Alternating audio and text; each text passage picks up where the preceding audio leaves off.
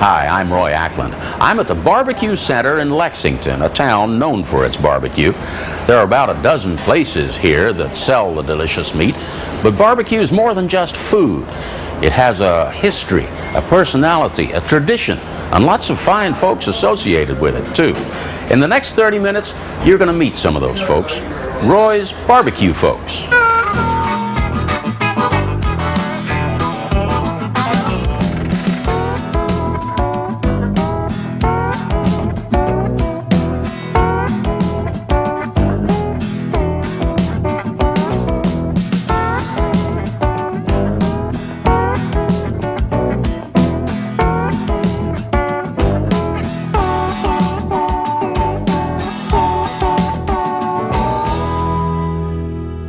As I said, Lexington has quite a concentration of barbecue places, but by no means have they cornered the market. Every little town and crossroads across the state has their favorite barbecue house, and as you might imagine, arguments ensue as to who has the best. Arguments that might take Jimmy Carter to mediate. But why? Why this infatuation with barbecue? Could it be that it goes back to the very roots of our state and the foundation of our nation? Following Highway 27 through Harnett County, a historic marker caught my eye. It was the word barbecue that got me at first, but the barbecue the marker was talking about was the name of a church founded by Scottish Highlanders back in 1757. There are several stories about how the name came to be, and they all center around this swamp. One tells of General Cornwallis and his troops camping by the stream, and the early morning mist rising from the water reminded them of the barbecue pits back home. There's another tale of Red Neil McNeil, who was a sailor, and he was camping down there, and when the mist rose, it reminded him of that too. And from that, land grants were given on Barbecue Creek, or located near Barbecue Creek. But so many people say it's such a strange name for a church, barbecue. Yeah. But that's where it got its name. There's another pipe over In 1765, the first church building was erected on this spot, now marked by a rock cairn. If you will stand right there, okay, this was the size of this original church. Before that, they met in less than desirable surroundings. Dobbin's Ordinary. That was like a rooming house with the whiskey barrels and that kind of thing, and the story is told that in the big room, the natural thing for them to use for the pulpit was the barrel. From its beginning in a boarding house to a log church, and then this one, built in 1895. A lot has happened, and Hattie Godfrey remembers. Well, there's been a lot of changes since then. What's a couple Then our church didn't have any addition, any Sunday school rooms or anything like that. It was just one big building. Yeah. And it didn't even have a steeple. It was more like a barn than it was a church. Really? And then it's been... The frame church was veneered with brick and the steeple was added. And thanks to the current renovation, we can see some more of its past. There were two stoves. One stove was located in this area with a stacked, regular 6-inch flue going right out the top, heated with wood. And then on the other side over here, you can actually see the old burned spots in the floor.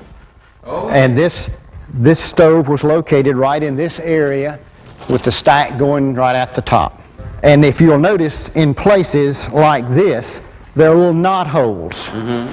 And as a little boy, one of the things that I remember in coming to church, back in this area along here was a sizable knot hole. And some of the old farmers that chewed tobacco, they would kind of fight to get into that area, so when they were chewing tobacco, they could spit right through that knot hole. And I used to see this, and the others that couldn't get to that knot hole, they really had the accuracy with their spittle, because these windows were all raised up, and different windows then, and they would spit right out the window, you know. As you can see, there are a lot of traditions at Barbecue Church. and one of them involves the door that's never locked. It has to do with this grave in the church cemetery, the grave of a stranger who apparently was caught out in a winter storm. This man died on the front door of the steps of the church because the church was locked and it was cold. He froze to death. And so since that time, the front door of the church has never been locked. So even now, we stick to the old tradition of never locking the front door of Barbecue Church. The cemetery itself is quite interesting. This headstone reads, "Behold my friend as you pass by, as you are now, so once was I. As I am now, so you must be. Prepare for death and follow me." Well, according to tradition, about a week after this stone was set in 1831, a board was found leaning against it with a few more lines. To follow you, I would not be content unless I knew which way you went. And with stories like that, it's no surprise the church has a heritage room containing various artifacts and pictures, including pictures of all the barbecue pastors, but no plans for barbecue pits or old sauce recipes. Surely, with a name like that, someone actually does barbecue. We do cook barbecue. We have some resident barbecue cookers here at Barbecue Church, and they do a fine job of providing that particular food for our Harvest Festival. Barbecue Church. What a great bit of North Carolina history. I wonder, with all the tradition of barbecue being the state's most famous food, could it be that here is where it all began? After all, a lot of folks describe eating barbecue as a religious experience.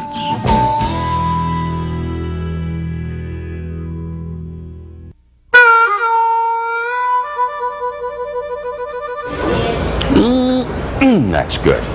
But who has the very best? Now there's one for that unending list of unanswerable questions like how many stars are there, or does the refrigerator light really go out when you close the door? Now these next fellas you're going to meet are out to answer that question. They're on a quest for the very best. We think of a club as a group of people who share a common interest. Now here's a group with a common interest: barbecue. They call themselves the High on the Hog Society. They're a group of Wake Forest University faculty and staff that travel the area sampling the Q. We don't do it anywhere near as often as we'd like to, but we're always talking about it. If we're not eating it, we're talking about it. And I think when you see someone who appreciates barbecue, you kind of have a camaraderie there, because you know you're part of a group that really has a certain perception of something that's kind of special. The group has a certain set of standards that they look for before they'll even consider taking the first bite. Well, just like where we are today, the exterior usually tells you a lot about it. If it's real slick and real bricky, and you can see ferns hanging in the window and stuff like that, it's probably not going to be one of the best places you ever went. This place, there was smoke pouring out of a chimney. It hadn't been painted in a while. There were stacks of wood out there, so you knew that it wasn't stacks neatly put in a place with a nice metal frame around it, so it was just there for the seeing, and it was used. It was an old pile of stuff that people come pull out of. Lots of pickup trucks in the parking lot. It wasn't paved. It's out in the country, so people had to come out here to get the barbecue. They weren't there and just stopped. They came out here to eat. Hours before the High on the Hog Society arrived at the F&F Barbecue, most of their criteria had been met. The building has that look, and there's the smoke. No pickups yet in the gravel parking lot, but things are humming in the kitchen. Fred Foster started the business and still keeps an eye on it as son Bobby makes the slaw. Although Fred's retired now, not much has changed over the years.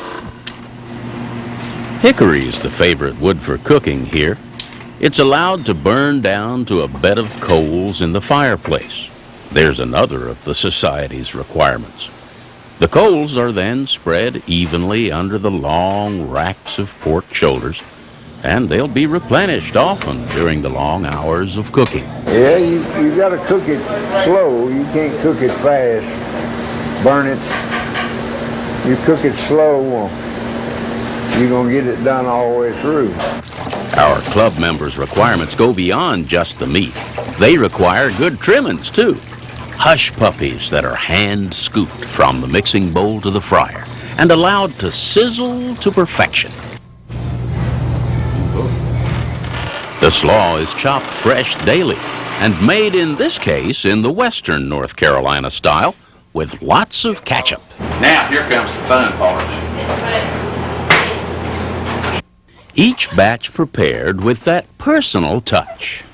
So the food meets all the requirements. But there's more to it than that. Ironically, F&F Barbecue is located at a crossroads called Greasy Corners. It's got nothing to do with their food. It was named because of the 3 service stations that used to be located here.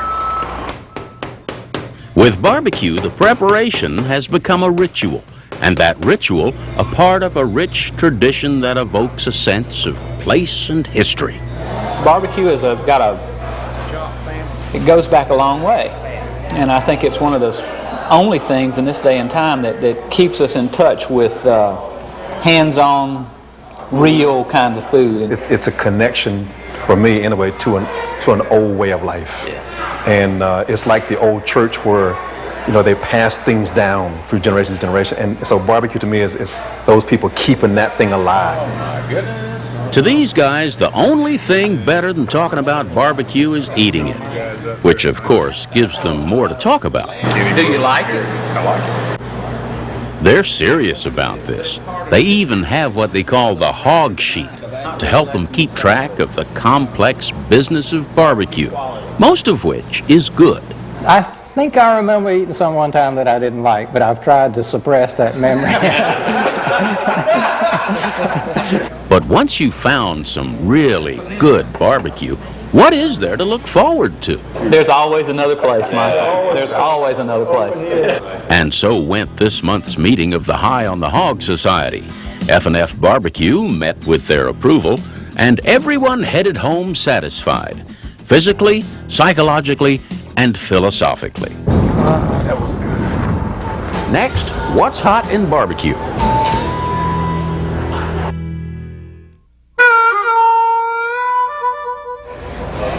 Here in North Carolina, there are 2 distinctly different styles of barbecue. Out east, they cook the whole hog. Here in the west, it's just the shoulder. But it's not just the meat, but what you put on it that's different. In eastern North Carolina, the barbecue is flavored with a rather simple sauce made from red pepper and vinegar.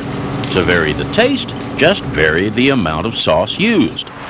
Lexington-style barbecue, though, has a more complicated sauce, or dip as they call it. Well, Roy, we use mostly ketchup, vinegar, salt, black pepper, red pepper, and sugar, and just boil it to it gets a thickness you desire, and it just brings out the flavor of the pork. We've been using this for about 40, 50 years here. Just about right. And when the dip's just right, it's ladled over the meat as it's served, hence the name dip. The idea being to enhance the meat's flavor, not cover it up. Well, we try to not get it too hot that it burns you, and not too mild that you can't taste it. We got several old heads around that eat with us quite often, and if it gets out of kilter, they let us know. There is one sauce that's common to all of North Carolina. It's Texas Pete. You can't go into a barbecue place without finding some. This is the T.W. Garner Company assembly line, where they bottle the Texas Pete hot sauce. The Garner family has been at it a long while, and as you might imagine, it all began at home. We started making barbecue sauce on our kitchen stove here in the house. And we made it there for a couple of 3 years. The recipe was the one they used for their own barbecue stand.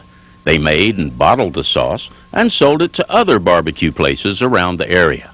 Eventually, the Garners added to their line with what we today know as Texas Pete. But along came World War II, and supplies for sauce making were hard to get. So Mr. Garner went looking for something they could make. So he went down and talked to somebody with the military, and they said, why didn't we make preserves and jellies and sell them to the military, and we'd get anything we wanted. You get sugar and fruit and everything. So that was all it took for us to go into preserve and jelly business. They still make preserves and jellies. The sauces have multiplied, and the line is still growing, with the famous Texas Pete hot sauce as their most successful product. Now that's what I call poetic justice. The hot sauce that's found in every barbecue place in North Carolina had its humble beginnings in a barbecue stand in Winston-Salem. Coming up next, the barbecue capital.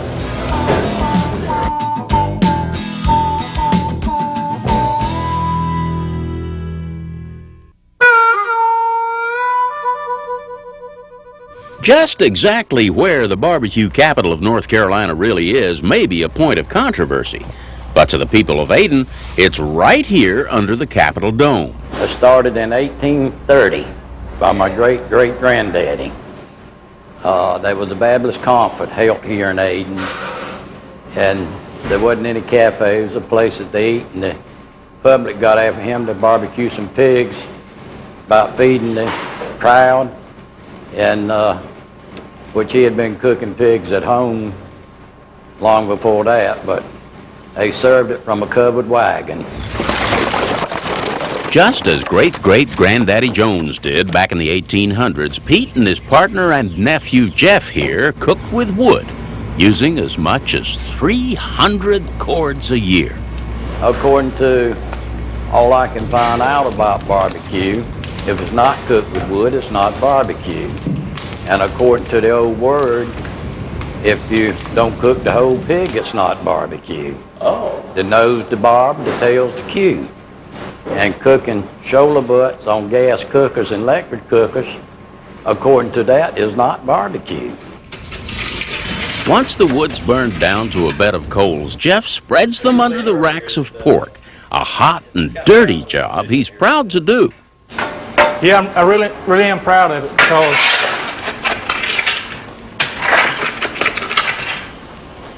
because of my parents, grandparents.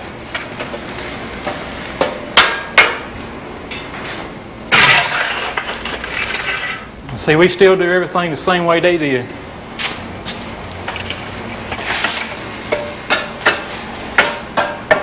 It takes a lot of hard work, but it pays off when the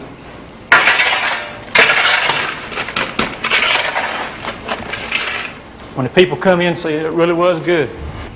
While the meat is cooking, folks are busy in the kitchen making cornbread. Here, the cornmeal bags do double duty. When it's time to turn the meat, the bags serve as oven mitts. Good.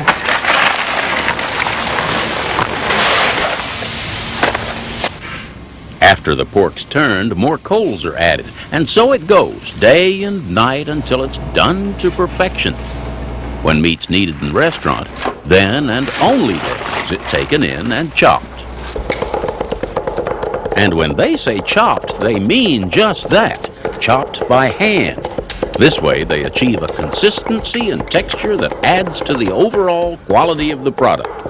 But it eventually takes away from the chopping block. Well, usually chopping block lasts from 4 to 6 months to the most. Although the meat is delicious as is, they do add some seasoning, not a sauce. This is added directly to the meat. Okay, we use salt, pepper, hot sauce, Texas Pete, and vinegar. That's the only thing we put on our barbecue. And in Jeff's case, there's no need to measure. Well, I've just done it so long, I know about what it takes. In proportion with the meat, I know about what it takes. They start lining up early for their meal of aromatic meat. The menu's simple enough. They serve barbecue, cornbread, and slaw. There are soft drinks available, in glass bottles, of course. And everything is served on paper with plastic knives and forks to keep down the overhead. But the overall effect is simplicity, not austerity. And the customers seem to love their food served with atmosphere. I was born and raised here, and I've been living in Raleigh about 15 years, and I never eat barbecue anywhere else. It's the best there is anywhere.